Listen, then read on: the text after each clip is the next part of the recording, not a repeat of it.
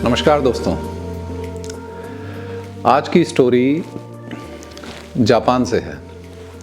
Japan में लकड़ी के घर बनते हैं, तो वहाँ एक व्यक्ति अपने घर का रेनोवेशन करवा रहे थे। तो उस रेनोवेशन के दौरान तो उनके घर की जो दीवारें थीं, जो लकड़ी की दीवारें थीं, उनको जब वो तोड़ते हैं तो एकदम से उनकी नज़र पड़ती है कि जो दो पार्टीशन हैं उनके बीच में अंदर की तरफ एक छिपकली दीवार से चिपकी हुई है।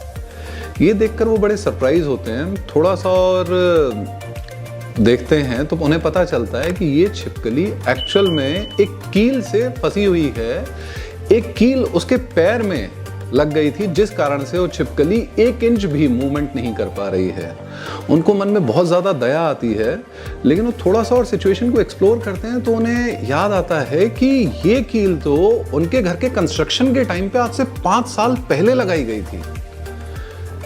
उनको जैसे ही ये थॉट दिमाग में आता है और रियलाइजेशन होता है कि 5 साल से ये छिपकली इस पार्टीशन के बीच में, जहां पे ना कोई लाइट है ना ये कोई मूवमेंट कर पा रही है, बिना खाने के सरवाइव कर कैसे रही है। तो उनकी जो दया है वो और भी ज्यादा इस मोड में शिफ्ट हो जाती है कि how actually is this possible. वो अपना काम रोक के जब तक इस बारे में सोच रहे होते हैं, तब तक ही उसी बीच में एक दूसरी छिपकली आती है अपने मुंह में थोड़ा सा खाना दबाए हुए, और वो इस छिपकली को वो खाना फीड करती है। तो ये जो पल था, उस बंदे ने जब देखा, मतलब इतना टच कर गया उसे ये चीज, ये मोमेंट उसके लिए बिल्कुल इनवैल्यूएबल हो गया। और शायद हम भी कुछ देखें कि एक्चुअल में हुआ क्या है। ये शायद 2 चीजें मुझे नजर आ रही हैं इसमें। पहली चीज तो थी होप। जो दूसरी छिपकली है, ये पता नहीं कौन है क्या है, लेकिन वो लगातार उसे पिछले 5 साल से फीड कर रही है। दिन में 2 बार, 3 बार, 10 बार, जो भी बार है, मतलब लगातार उसके टाइम पे जब उसे खुद का एहसास हो रहा होगा भूख का, तो उसे अपने साथी का भी याद आ रहा होगा। वो अपने लिए खाना अरेंज नहीं कर सकती है, तो मुझे उसे जाके फीड कराना है। इससे भी ज्यादा आगे बढ़ के जो मुझे एक दूसरी लर्निंग इसमें महसूस हो रही है, जो दूसरी चीज नजर आ रही है, वो है help, a sense of help. हम लोग humans, we are regarded as the most evolved species on this earth. इतने इवॉल्व्ड ब्रेन्स हैं हम लोगों के, इतने हाईली इमोशनल कहते हैं हम अपने आप को compare to any other living species.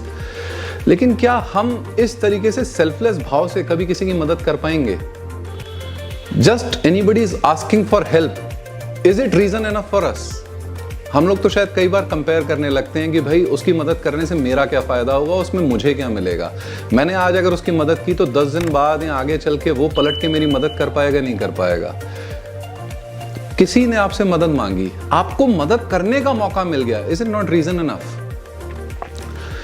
ये जो शायद एक अपॉर्चुनिटी मिलती है ना मदद करने की, किसी को हेल्प करने की, at times this in itself is a privilege.